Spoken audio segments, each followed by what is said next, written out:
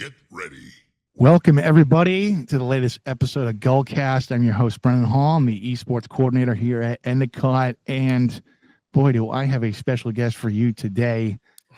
This guy is one of the, you're going to kill me for propping up too much, Dan, but this is one of the most, when he talks, people listen, of influential figures in the college scene. And I don't know. I'm kind of speechless that I got you to grace us for our time today, other than to say what an amazing guy this is. So please, without further ado, Dan Clerke from Maryville University. Awesome. Clerke, how you doing today, brother? I'm doing great. Great. Just another day in paradise, Beats plumbing, doesn't it? Yeah, it does. So, Dan, this is going to sound strange because so many people that I've had on this pod, I asked them about their journey into esports, and it really paints the whole wall, right? I had an archaeologist come on once, a guy who was an archaeologist before he got into esports.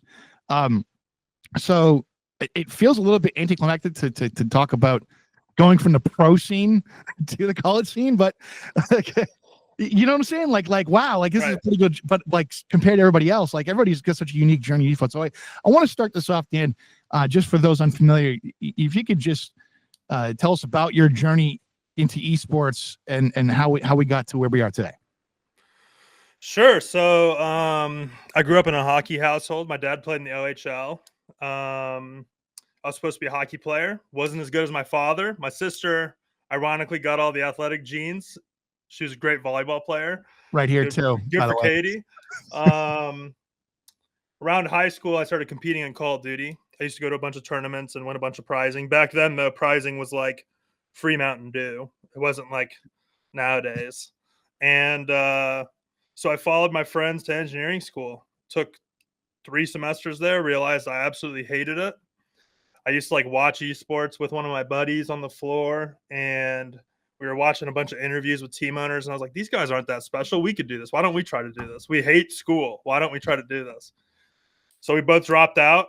I enrolled at Maryville at the time to try to learn some business acumen so I could be a good org owner. And we made the LCS in our first year of operation.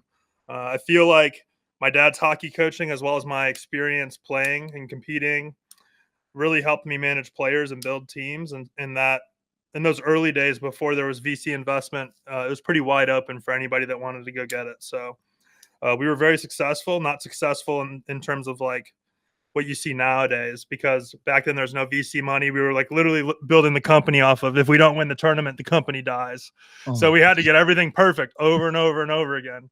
I noticed that at a certain point, when we made the LCS, one of my players, when we finally won, he like literally collapsed, and I knew a lot about him. Like, he dropped out of school to pursue this. His parents kind of kicked him out of the house. He was living on friends' couches trying to pursue this. And that moment that he collapsed, it was I saw someone that saw literal physical stress that was inhibiting them leave their body. It felt like all the weights were off. Like, he fulfilled like what he was trying to do.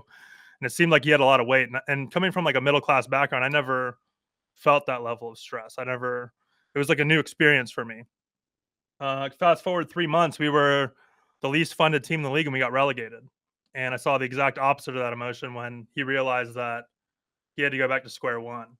Around that same time, we were offered $1.2 million for our team. I told my parents about it.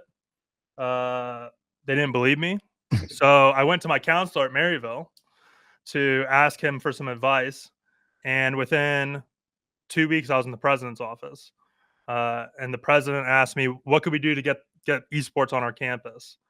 And so I actually had the opposite journey of the majority of people. I didn't have to really sell admins day in and day out to try to get them to buy into this. They came to me. So I'm very lucky in that regard. I get to skip a bunch of years and that stuff. Back then, too, there were no college esports programs. There was just RMU that was giving scholarships, and that was it. I turned them down because I was a pro esports guy. I had a big ego. I thought I was going to be a millionaire. That's not how it works. But then I started thinking about that kid, and I thought about a bunch of kids on our teams that when they ran their course, or just watching how hard the journey was back then, I'm like, well, why couldn't collegiate esports work? Like, why is there a situation where people are foregoing education in their entire lives to pursue this and putting family relationships at risk, et cetera, et cetera? I lost a few players to mental health throughout the years. Very sad stuff. The current space is very unhealthy for people trying to go pro, and that's when I decided to start the Maryville program. So famously, I went to Dr. Lombardi and I said, "If you give me 5 full rides, I'll give you an undefeated national championship." And Wow. Dr. Lombardi said, "I haven't understood like every 3 words you've said, but no one's really ever come into my office with that kind of gall and like claim something like that. So I just want to see if you're able to do it." And Wow. famously, we went on and we did it with our League of Legends team in the first year. And ever since then, the motto at Maryville's been, "As long as you're right, we'll give you whatever you need." Goodness. so, so, so from then on, um, I started the Maryville program out of the idea that why can't we take these tier 2 players that want to go pro and put them in an environment where they don't have to worry about anything? They have a roof over their head, they have their food paid for, and we can really develop these young men. It's led to a lot of things like great family relationships. As soon as the parents see the kid on stage and that the fact they're getting a college degree, they go from completely unsupportive to very supportive. Obviously, it's different nowadays. This was back in 2015, right? Sure.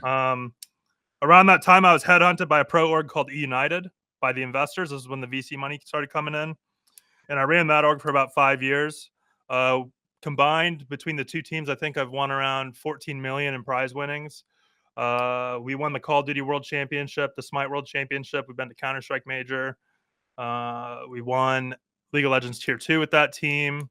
I've probably worked with over 500 players on a contract throughout my career, negotiated couple $1 million in sponsorships over those years.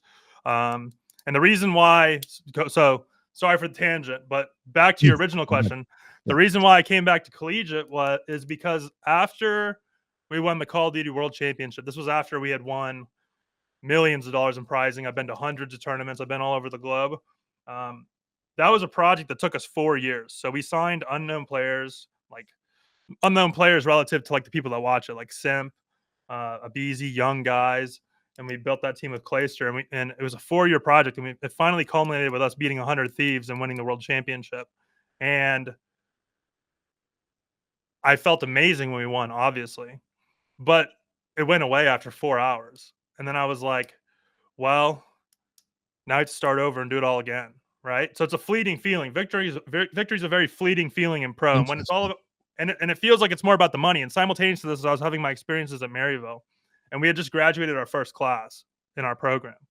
So just comparing the two feelings of winning a world championship and seeing my first batch of players walk across stage, parents coming up to me crying, saying like, "I never thought my kid would get a degree," and like the Wow. feeling the feeling that I was not expecting to get out of running the Maryville program was the reason why I ultimately decided to quit pro and focus on developing collegiate in my program full time.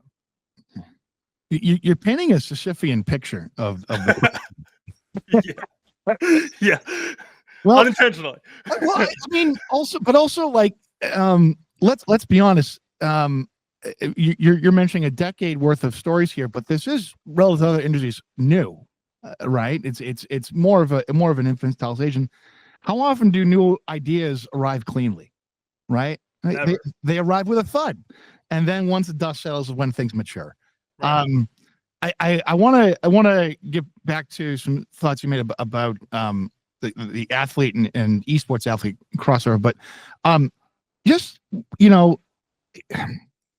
because you mentioned this is hey, we're on top of the world. 4 hours later, we're trying to figure out how we get to the next one, right?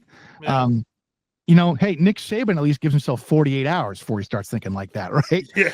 What Lane, like how does it evolve? Where does it, and I know this is going to start, this might start another 20-minute Dan rant, but that's okay. Cause again, you talk, people listen. Where is Hey, it? we can go over the hour. You know what I mean? I Yeah, don't care.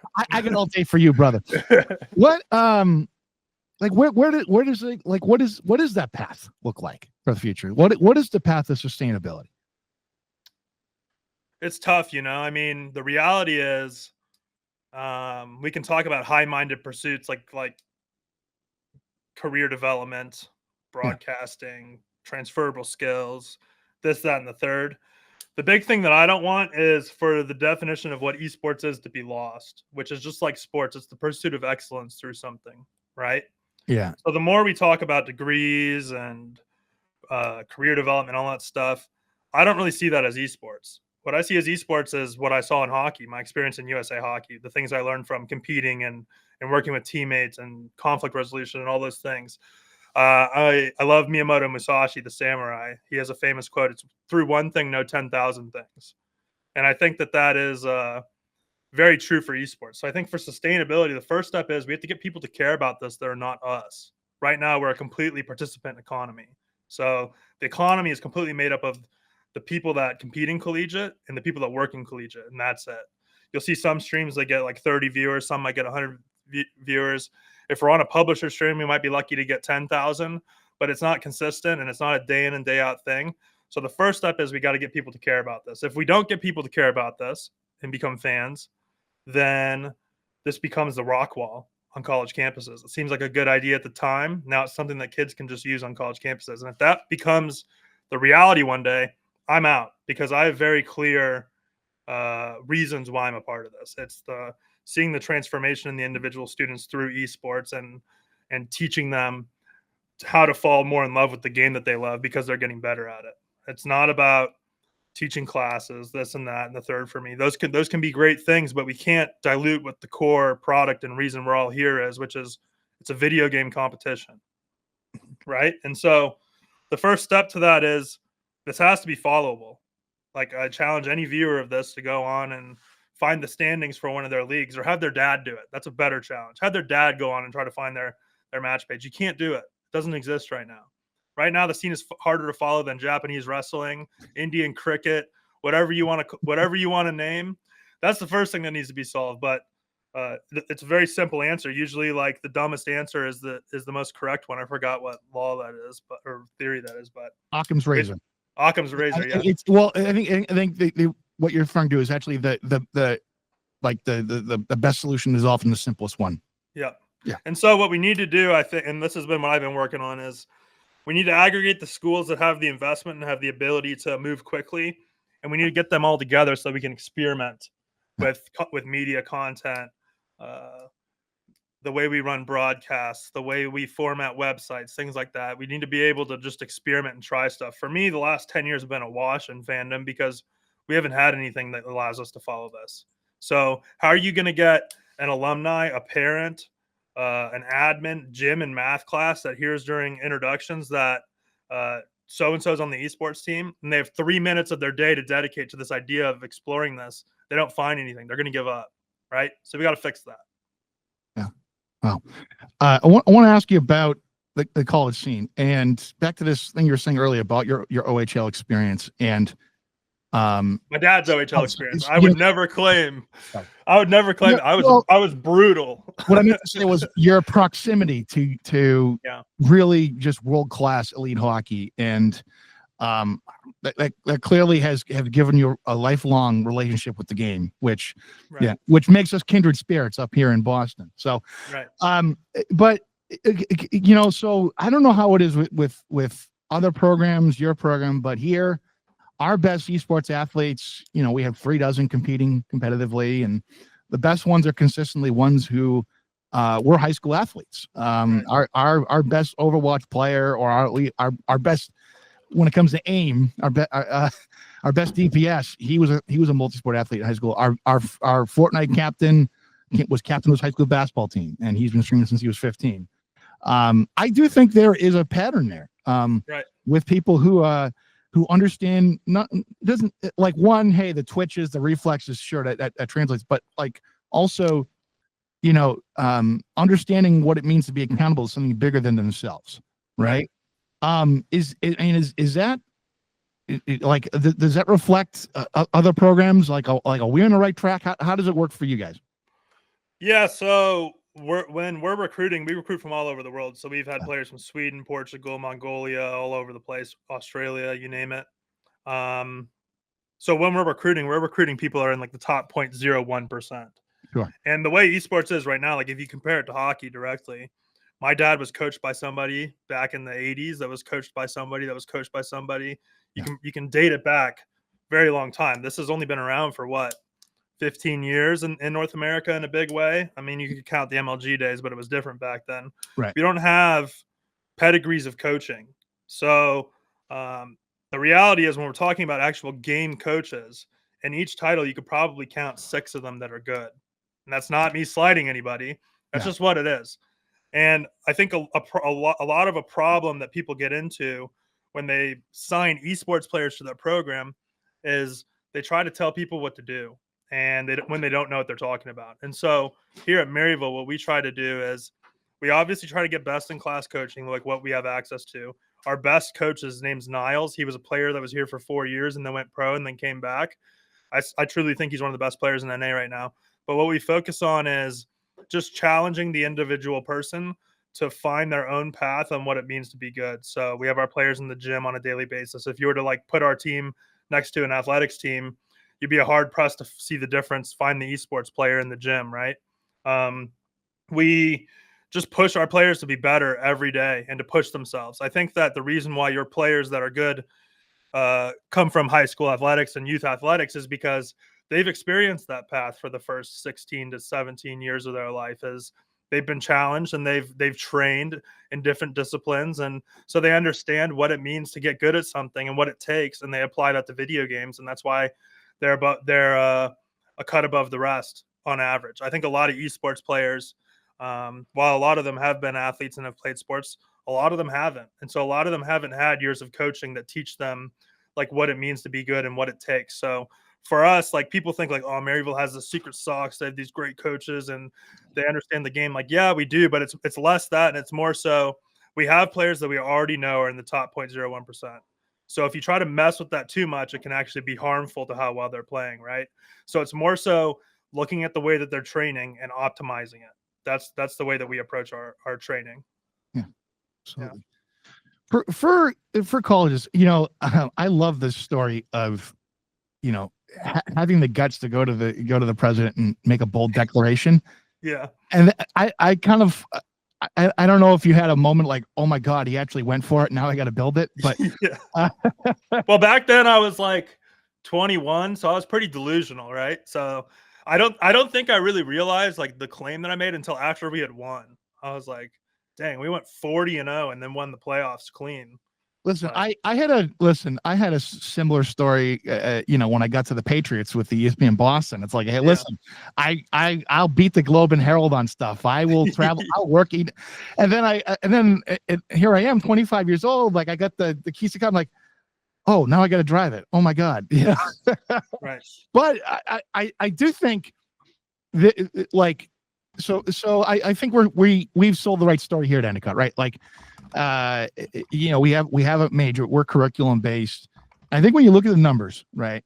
In the Esports Foundry put out something last year that 65% of, give or take, college esports athletes are on a STEM or STEM adjacent degree track. That's something you can sell to an administration, right? People want those STEM majors, right?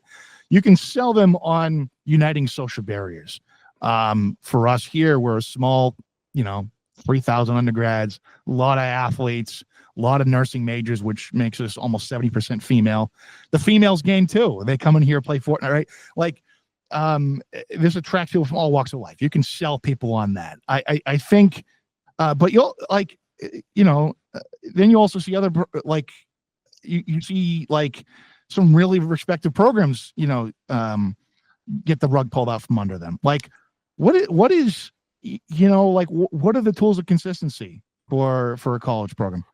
Well, I think the biggest thing for us is we started under athletics and then we moved out of athletics. We're our own department. I think that's what sets us apart from a lot of programs. I think that like if you take a recent example of someone that was just shut down, it's because they are incorrectly housed within their institution. So when you're incorrectly housed or you're housed under a different department, you're beholden to that department's budget. So if that department struggles, even if you're doing really well, you could at any time get the lights turned off. And so for us, I think one of the reasons why we've been so successful is because our administration listens very clearly to the things that we need. And when I did make the mention that, hey, it would be really beneficial for us if we weren't under athletics anymore and we just had to manage our own budget and weren't under anything, they were down to do it. And so I think that that's huge. For us, uh, we have a club of 250 students alongside our varsity program. And a lot of the people that come here to be in our club aren't coming to um, just socialize. We have a lot of kids that want to find a way into the higher levels of esports. So a lot of the kids here are here because of our reputation, and they want to get a best in class. How do we train? How do I manage a team? How do I do analysis at the highest level? How do I do this at the highest level? And that's kind of what we offer here. Our schools asked me to build curriculum in the past, and I've declined it. I don't personally believe in creating a curriculum about something where the business model hasn't been solved yet. And I feel like the way how quickly it evolves, you'd have to remake the curriculum every 6 months, and it'd just be a nightmare. So we're just focusing on what we do best. We're kind of like football here. We're very celebrated on campus, and we're good stewards of our community. And I think that that's what Maryville likes about us. Maryville as a school itself, like we've been very successful. So we adopted online education in the late 2010s before COVID hit. And so when all those schools had to quickly pivot and build out online so that they could continue running classes, we didn't have to do any of that. And so we saw a huge boost in enrollment. So when I first went to school here, I think we had 3,000 students. We now have 15,000. So year over year, it's also a factor of like, you're just a product of the university that you're within, right? So if an overall institution begins to struggle, that's another reason why a program can get rug pulled. So I honestly think that throughout my life, from making it to the LCS my first try, to building a program and going undefeated the first year, to all the years that we've had now, I honestly feel like you can't do anything in life without a little bit of luck, and I feel like I've had a lot of it, to be honest. Being a part of I could have never guessed when I started here, school of 3,000 kids, that we'd be a school at 15,000, right? So it's not just They're completely Bucks trends, man. Like, yeah, wow. yeah. So I think what enrollment cliff, huh? yeah, we've had record enrollment for the last 17 years straight, and we've been a top 3 fastest growing private in the country for the last 9 years straight. So that's not my doing. That's not because of esports. It's because I have a great president that believes in his people, and he sets people up for success. And as an institution, we're not afraid to challenge and try new things. As you can see with esports, we're the second esports program in the country, right? That's just one example of all the things that they've been aggressive and courageous and tried before anybody else. I'm going to sound like something from a corny like movie quote here when I say luck is where opportunity meets preparation. Yeah, right? Exactly. We can sit here for hours and talk about pipe dreams, but as an ex marketing guy here, I can tell you the highway of creative is littered with half cooked ideas left on the side of the road. So exactly, I think ideation and execution. People think, I think when you start getting into your career, to understand that creativity is not about contrarian jolts of wisdom, right? Yeah. There's a process, and you get to a certain point in your career, like your 20s, you can go, live on a whim, whatever. When you get in your 30s and you have to start being a professional, right. Not that you weren't in your 20s, sir, but you're right. If you don't have a way to get inspired, I'm a lot more afraid to fail today than I was 10 years ago. I'll say that. Well, you become naturally risk averse, Well, once you understand that safe is the riskiest position of all. Yeah. That's when the magic starts happening, right? I'm gonna quote one of my favorite Irish writers here, James Joyce, when he says, "Failure is the portal into discovery." Right. Right. So sometimes you gotta throw stuff out there and see where the cracks are in the wall to break down. Right. So exactly. So it's great. I want to switch to community aspect of here, right? Sure. I think you would agree that the most successful college esports ecosystems are the ones that are equal amounts competitive versus casual. Yeah. I feel free to push back. Feel free to push back, honestly. But I think.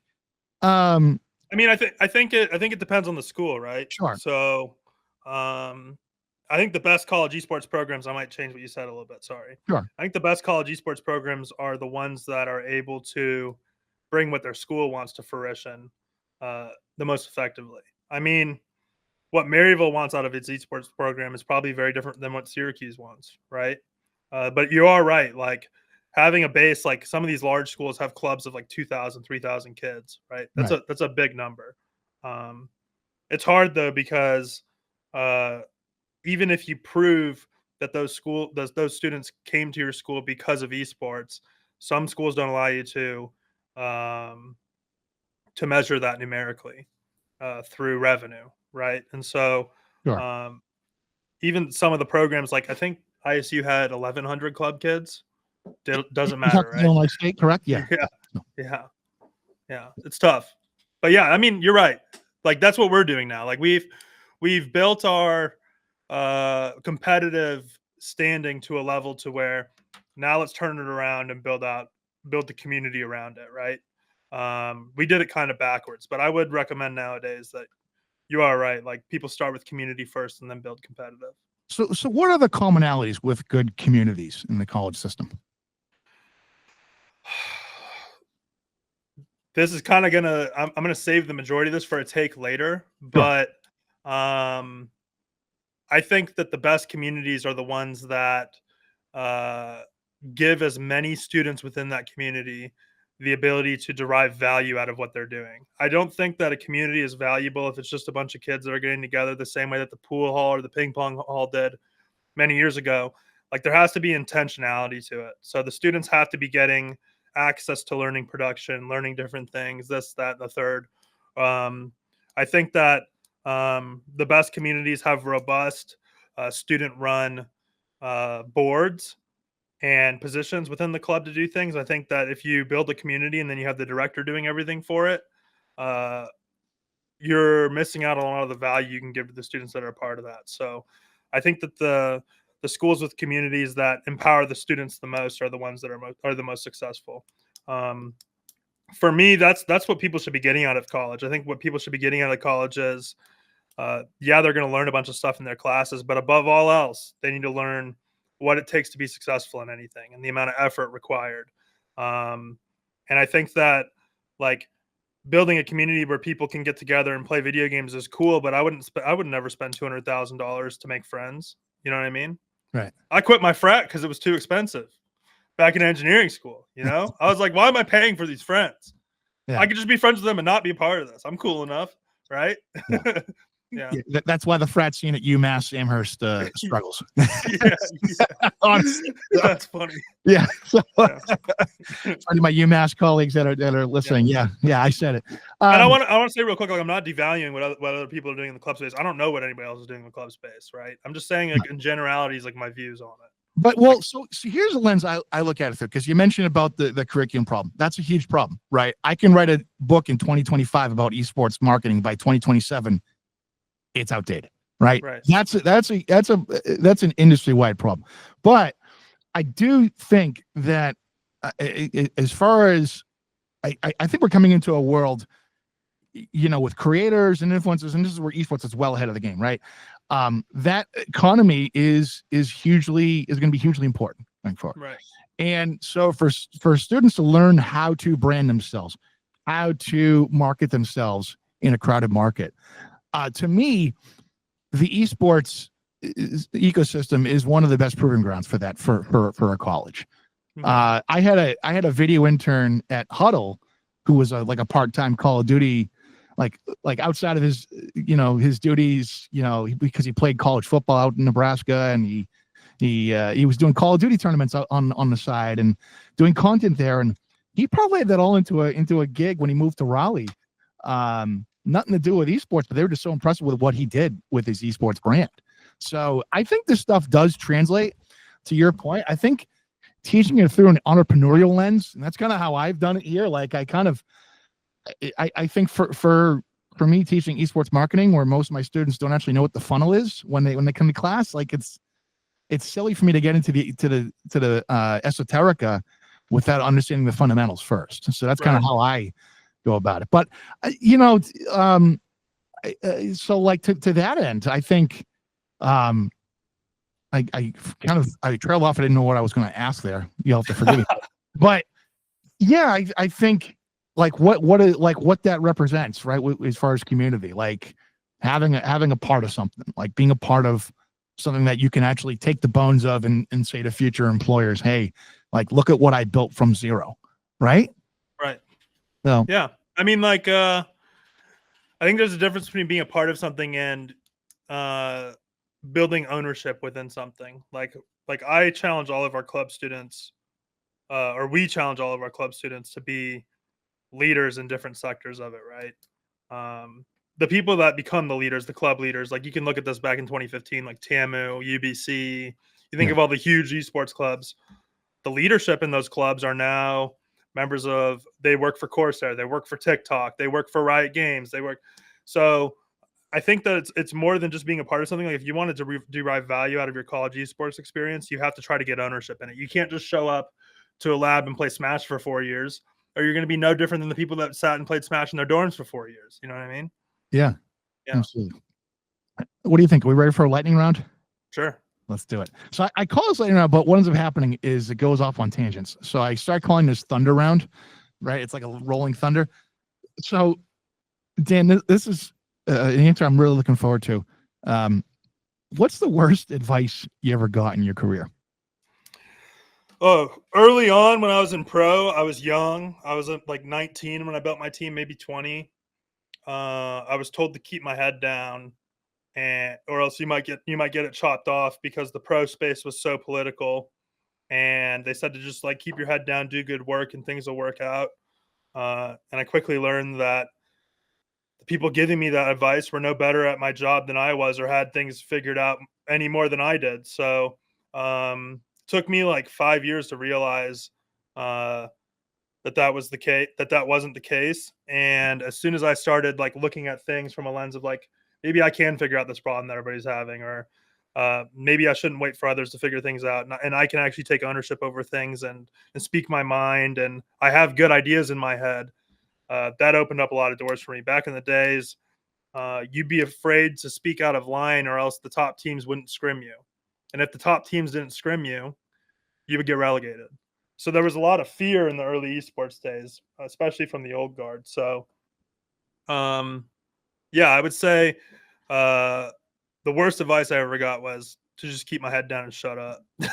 but that's not really advice that many people get. You know what I mean? So sorry if that wasn't a good answer, but No, that was my experience. Actually, an answer I've heard more often than you think. Of like, Okay, I keep my head down. I heard this from people I used to work with in the NFL. Like, yeah, put your head down and grind is not enough. That's half the battle. Right. The other half is, I'd say, making sure your network knows what you're doing. Right. You could be doing really incredible work behind this, but if nobody's understanding what you're doing, right, you're never going. There's a ceiling, right? So no, that's 100%. Actually a great answer, frankly. Here's an even better question for someone like you. Okay, what is an unpopular opinion that you stand on? Oh man, this is probably the toughest one, huh?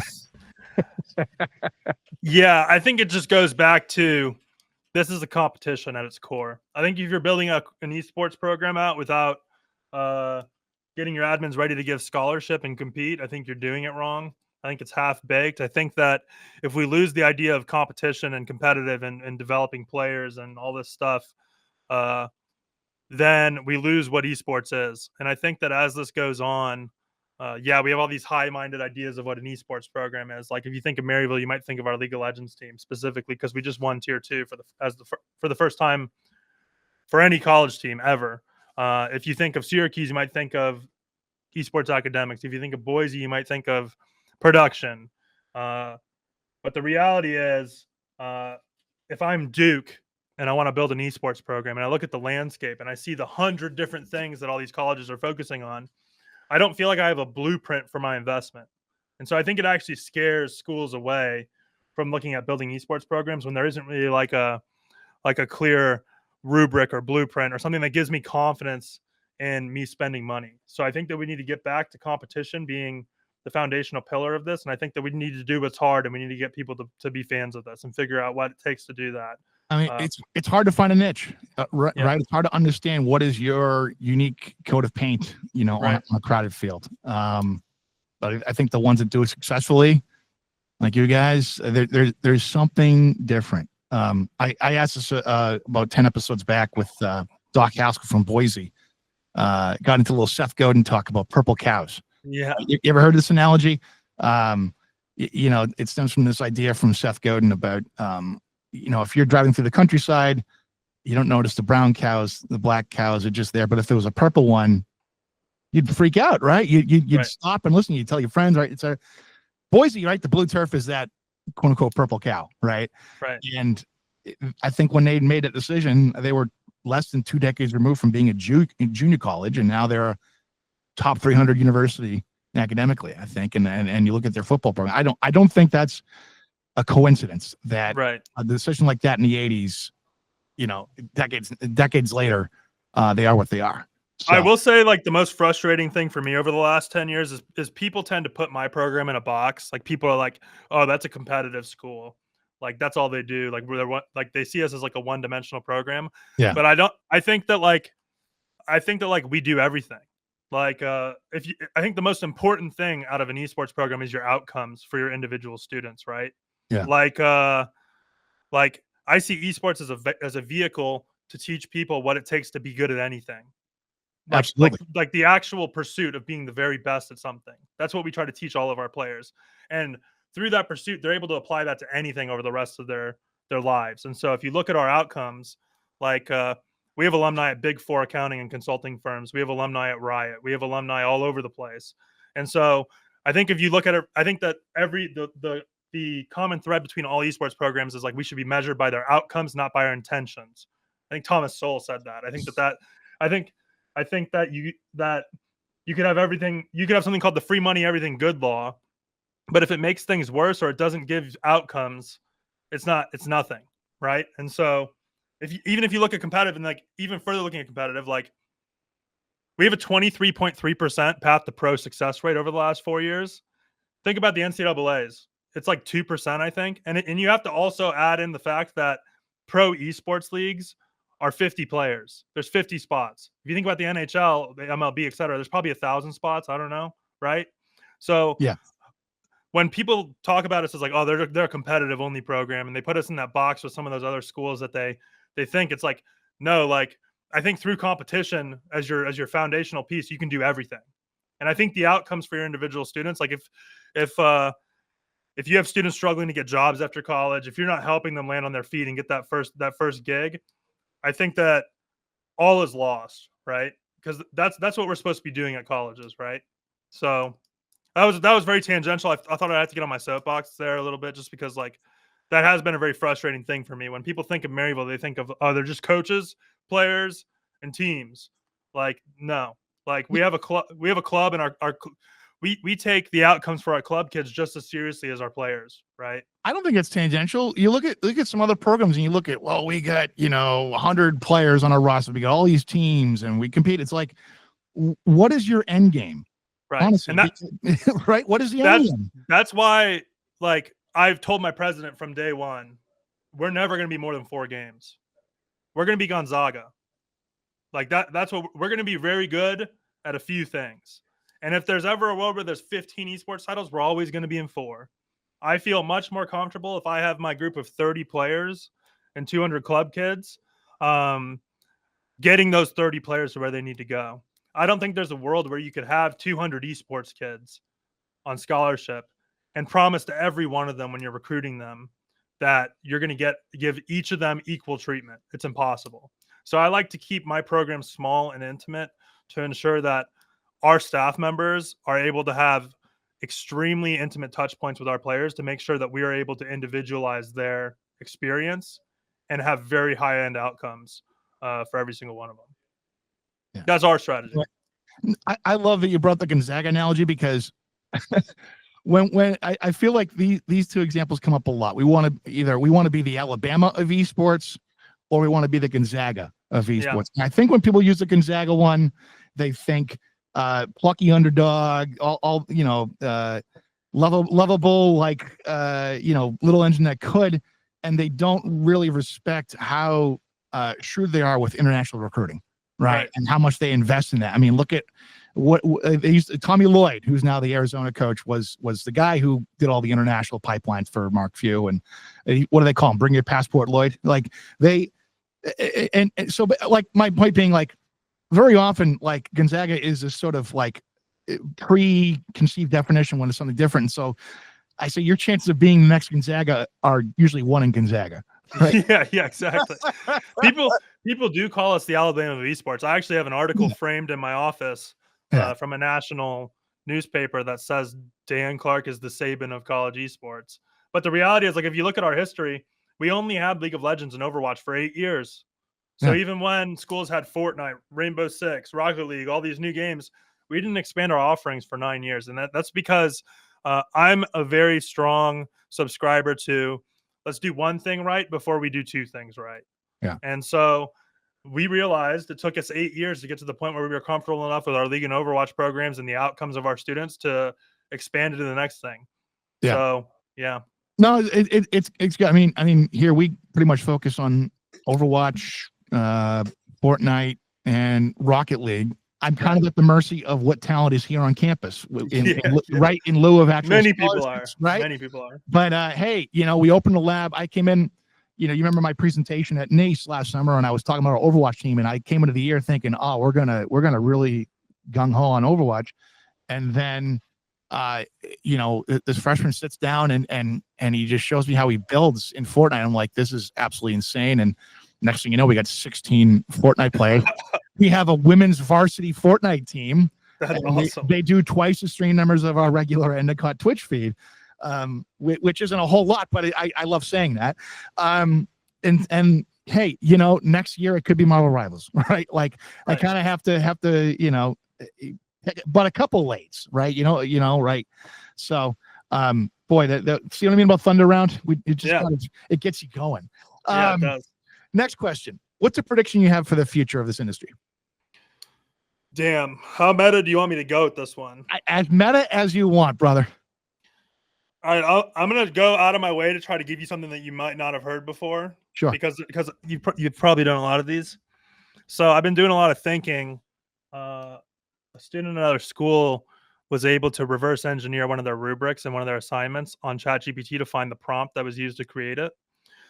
So that got me thinking. I was like, what if like 6 years from now, 40% of college assignments are AI generated, and then the majority of students are using AI to complete it? Like what happens like 20 years after 20 years of that? One would think and one would assume that to some degree, that's an SNL sketch, man. Like, yeah, to some degree, you would assume that reasoning and critical thinking would decline at least some level, right? But you can't fight that. It's not something that you can fight. And so I remembered reading Aristotle 4 years ago, and Aristotle believed that the gymnasium was the most important part of the school because it is the best place for students to practice virtues and critical thinking and health, right? So what if 20 years from now, we kind of go back to that, where the only place that a university can guarantee students will consistently render critical thinking is the stuff after school is your clubs, your speech and debate, your athletics teams, your esports. I think that like my take for the future is that as time goes on, esports is only going to become more important to colleges. I think a lot of colleges are going to try to automate a lot of their processes. And I think that esports and sports and debate and after school stuff and clubs and extracurriculars are going to become extremely important to the individual student. So sorry if that's not esports enough for you, but that's my meta take. Can I add a corollary to that? I do think I think we're getting to a point in academia where it's kind of a fruitless effort to make a kid write a paper. Right. And so the solution there is more visual learning and more learning how to create a pitch deck. Right. That's going to be incredibly valuable for you in the real world. Like trying to find places where AI doesn't really help you. Because one of my colleagues, James Faulkner, we were on the AI and teaching committee together here, and I brought him into my class last week, and he's done several examples that show that when it comes to idea generation and the uncanny valley effect. Like your own ideas are better than what the AI is going to come up with. Right. And so like maybe the solution is more visual learning stuff. You're going to send me down a rabbit hole here, but from my time at the Patriots, I always remember hearing this whole thing about Randy Moss and Wes Welker, two of the greatest of all time, two completely different learners, right? Wes Welker would take like OCD level like notes on his play sheet, like writing in the margins, everything. Randy Moss would just look at it and throw it on the floor and say, like, what is, and then he'd go out and practice and nail every route to a T. Like no cut was unperfect. Right. And so for a lot of his coaches, it was a challenge. Like Randy's actually a really good visual learner. He just doesn't see it. Right. He has a envision. Right. So that's what I add to the conversation is like the visual element, right? There's still something very, very valuable with the pitch, with the way you present yourself, right? With the storytelling, every way you use it, you know? And so I actually think that's going to be more important as we see content, hacky AI content flood our social media feeds over the next 18 months. I think that's weird in there is people are going to seek out more authenticity, and they're going to seek out private community, I think, too. Just something that's real, you know, like that's in our DNA as humans, man. You mentioned Aristotle. This is your fault. So, well, it's Adam Stanley's fault yeah, it's Adam Stanley's fault. He's the one that put that thought in my head. Yeah. Well, it's a good earworm. It's a good earworm, I'll say. Yeah. I would be remiss if I didn't ask you a hockey question here. I'm going to ask you two. Coming out of the trade deadline, who's the odds-on favorite for the Stanley Cup? First of all, I want to say the Florida Panthers, but I think it's the Washington Capitals. Personally, wow, that would be so storybook, wouldn't it? It would be insane. Yeah, he breaks the record in the Stanley Cup Finals. So you don't think this is Canada's year to end the drought? Well, I think Toronto's deadline was lackluster. I'm a Toronto and Chicago fan. Yeah. My dad played for the Mississauga Reps growing up, so the first jersey I wore growing up learning to skate was a Blackhawks jersey. I think the Blackhawks had an insane trade deadline, honestly. I think Spencer Knight's a great addition. Yeah. I think moving Seth Jones and what they got for him was unbelievable. But yeah, I want to say it's Canada's year, but I don't want to look like a fool. So I'm going to say Washington Capitals. I was going to say, you know, you probably came of age in the old Campbell Conference, right? Like being a Detroit and Chicago, or being a Toronto and Chicago fan seems like faux pas. I don't know. Yeah. Okay. Well, I was a Toronto fan, and then when I was playing the NHL video games with my friends, like in the early 2000s, Chicago was the worst team in the game. Oh, so I'd always beat up on it with them, and then they started getting good, and I was like, "Dude, I'm a Chicago fan. Let's go." Okay, that runs counter to NHL '94, Jeremy Roenick. Just so we're aware. Okay, so. True. Okay, second hockey question. Collegiate national champion. I'm actually going to the Frozen Four. It's in St. Louis. Yeah. I got tickets for both days. I'm excited. Wow. Damn. Wow. I don't know. I want Minnesota to win though. All right. What chance do you give my UMass Minutemen, who after crushing UMaine over the weekend, I think regardless of pairwise, it looks like they have a greater than 90% chance of making the tournament. Oh. Damn. Because I'm totally biased, man. I think Greg Carvel's the best coach in college hockey. Well, you look at like I agree. The lower levels of hockey. Did you watch the Minnesota high school tournament this year? Oh yeah. Didn't the team that had a losing record win the whole thing? Something like that. I think that when we're not talking about the NHL, we're talking about D1 and we're talking about high school. It's really about getting hot at the right time. It's the same as the NCAA March Madness tournament, right? So, I mean, the chance of UMass non-zero, I would say. I think they're getting hot at the right time, right? Yeah, I think they're one of the highest teams. They beat BC when they were number one a few weeks ago. So I think Carvel's the best. I think, you know, second half they're always really good. Interesting enough, I heard years ago that at his summer house in Maine, he has his assistant coaches read Jocko Willink every year, and that's how they design their game plan for the year. So that was pretty cool. Well, that's awesome.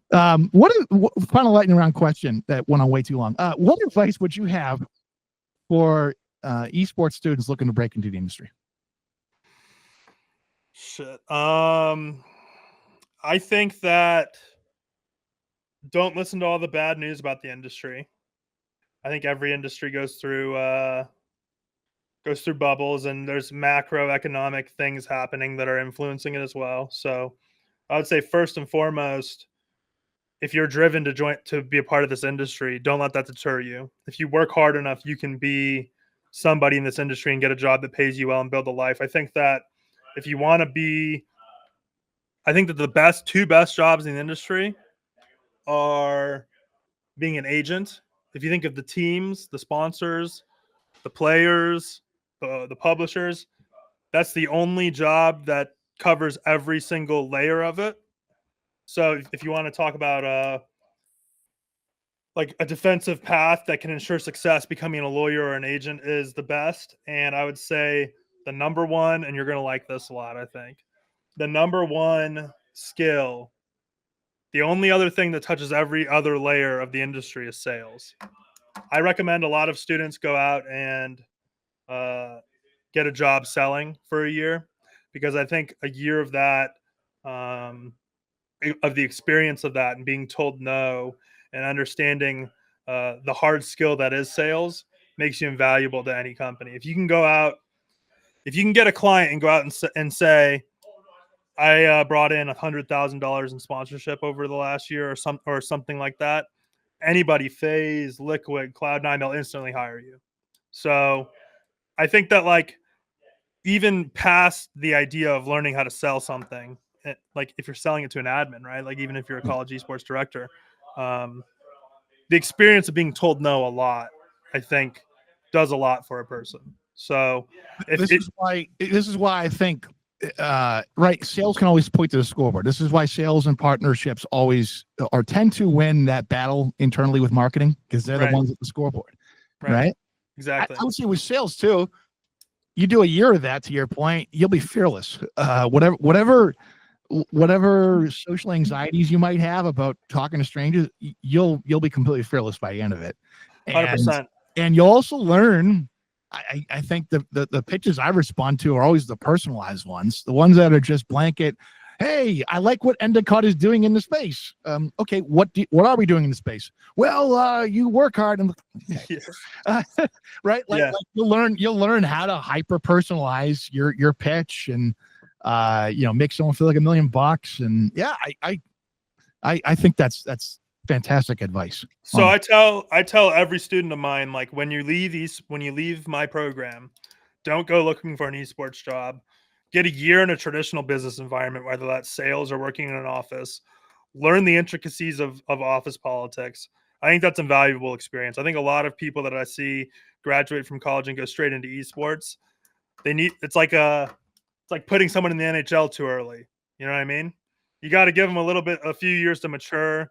And I think that traditional business trial by fire is irreplaceable, at least when you're talking about esports equivalents for that. So if you're a college esports student out there, I know you're excited.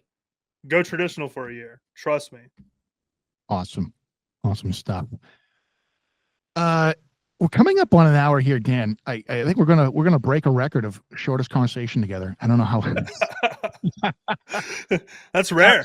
It is rare. You and I are kindred spirits in that once we get going, we can't stop. What else did we miss? That you wanted to. I think you mentioned about something else you wanted to mention here. What else do we want to talk about before we wrap up here? We could talk about. I mean, for me, what I'm looking for out of the space over the next 5 years, hopefully, is I need a big D1 school to knock Maryville off competitively.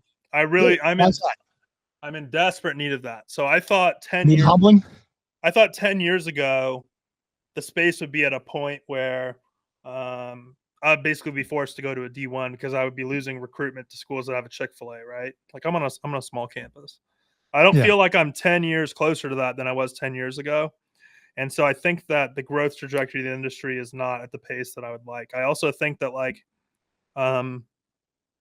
even if we aggregate the best programs, if Maryville is getting all the press and winning everything, I don't think that's good for the ecosystem, at least when speaking to other large schools that are looking to get into esports. If they look and they see, oh, Maryville's the top dog right now, I don't think that's a good look. So I'd love to see like a Michigan State, a Michigan, an Ohio State, a Utah, any of those schools come in and knock our block off. I think that also like it's been tough for me personally, mentally, because when we win, I don't really get the feeling of winning anymore. I get the feeling of relief that we didn't lose.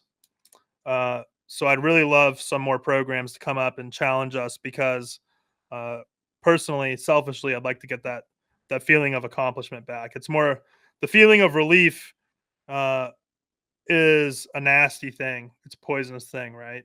It makes my playoffs a lot more stressful than they should be. So that's a random thought. It's more of like more of a vent, you know? Well, let's pull out the mental wellness string of that piece there. To me, this is if not the most important topic with young esports athletes. It's top three. Right. Like we're in the hierarchy when you're building a program. Where do you prioritize mental health? Like, do esports programs need a specialist in mental health for this stuff? Like, where does this, how does this fit?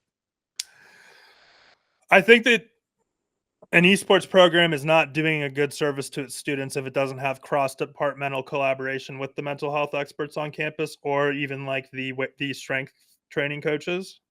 Our guys, like when we get in, the first things we ask are is like, what's your sleep schedule looking like coming in? What's your routine looking like coming in? Because we put them into a very high octane environment. Like it's very hardcore here.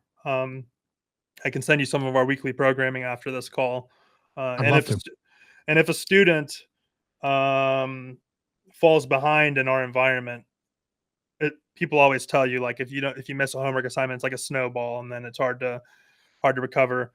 It's extremely true when we have like a 9 to 10 hour day programmed every day for our students, and we're competing 10 months a year. So I would say that that's probably the most important thing, because you can't develop someone as a person if they aren't feeling mentally well, right? And a lot of esports players, from my experience, like to suffer in silence. It's hard to pry out the issues that they're having that don't have anything to do with the game. So I think that's vastly important. It's even important for me. Like 2020, I was at IEM New York for a pro Counter-Strike event, and I got food poisoning, and then it developed into myocarditis. And I flew home. I don't know why I flew home, but I had to catch a flight the next day to go to another tournament in China, and I started feeling like I couldn't get full breaths in. So I went to the hospital, and they told me I was having a heart attack. So Whoa. the year after that, I think I fainted 4 times in LA during our championship. I got put on a heart monitor, and I was in the hospital for 2 weeks. And that's why I picked up rock climbing. Everybody memes me for talking about rock climbing all the time. I had to find ways to normalize my stress and take care of myself, or else I was going to die early. That's essentially what the doctor told me. So people think, oh, video games, you're playing video games over there. Like, no, there's a lot of stress and expectation that comes into this, especially if you're at a school like a Maryville. And I think that taking care of yourself and mental health is like the most paramount thing. Dan, for those who want to continue following you, because you put out a lot of tremendous stuff on social media, a lot of great thoughts about the industry. Where's the best way to follow you? My Twitter account is at Clerke, Clerkie. My last name is pronounced Clark, so after you read that, please don't call me Clerke. It's just spelled stupid. My last name is just spelled stupid. Follow me on LinkedIn.